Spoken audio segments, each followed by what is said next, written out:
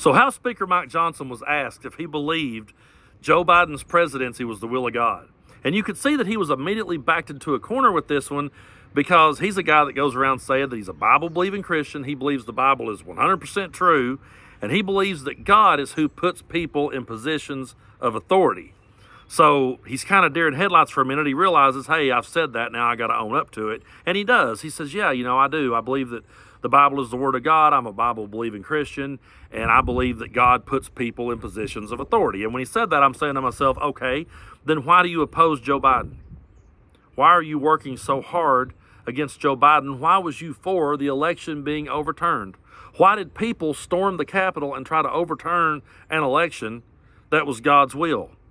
He goes on to talk about how that rights don't come from the government. Rights comes from God. They're all God-given rights. And again, I'm saying to myself, really?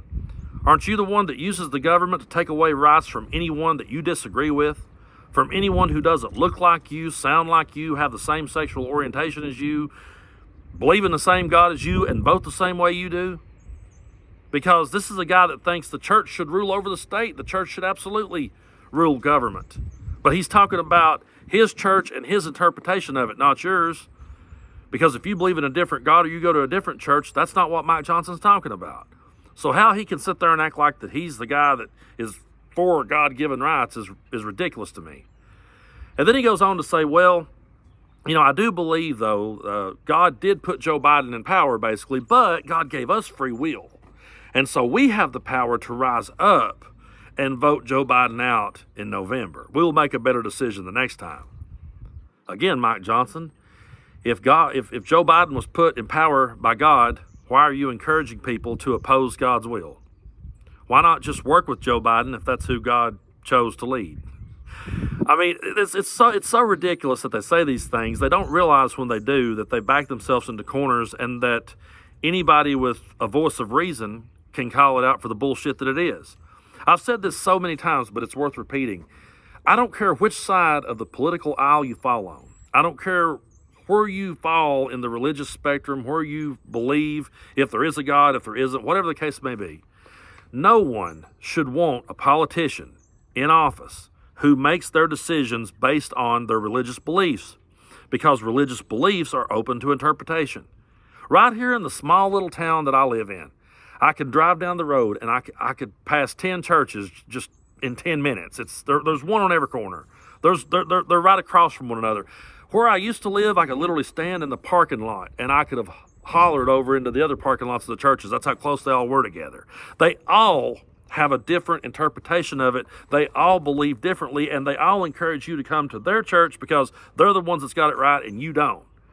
So how can you then turn over the government to people like that and say, yeah, sure, yeah, you guys run the government? Because if you did that, let's say that you call yourself a Bible-believing Christian. Let's say you're sitting there, you're cheering Mike Johnson on. You're like, yeah, I believe that, I'm a Bible-believing Christian too. Go Mike Johnson. Okay.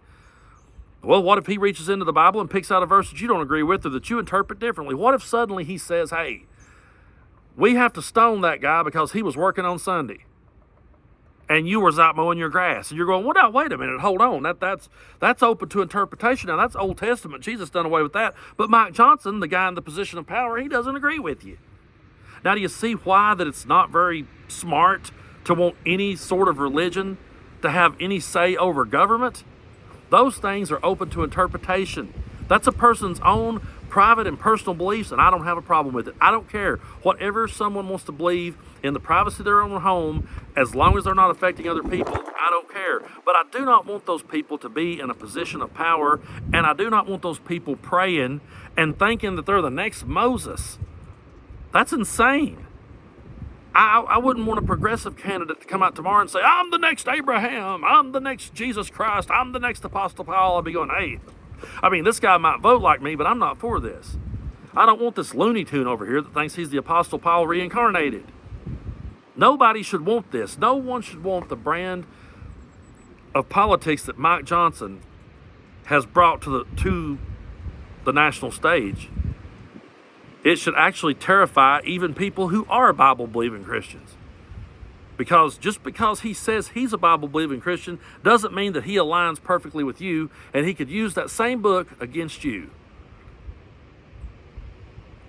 you could sit here, we could sit here for the rest of the day and we could point out the hypocrisy and we could point out the inconsistencies and we could point out just how ridiculous the whole thing is. But folks, we should have a government that bases their decision off of data and off of research and off of science and off of evidence, and not somebody's half-baked opinion after sitting through a church service somewhere. You know, you can have some warm and fuzzy feeling come over you and think, oh my God, you know, I feel this. You can feel something all day long. It doesn't mean it's real. It doesn't mean it's true. And it doesn't mean that just because you got that good feeling that you can impose that good feeling on everyone else. That actually goes against the Constitution. It's not how it was ever supposed to be. But we've got a group of people out there, like Mike Johnson, that believes the things Mike Johnson says, and they believe that the church should rule over it. But what they don't realize is if they got their wish tomorrow and the church ruled over them, they could find themselves backed into a corner because it's all open to that one dude's interpretation. I don't know about you, but I don't want anyone like that in a position of power. I don't care who put them there.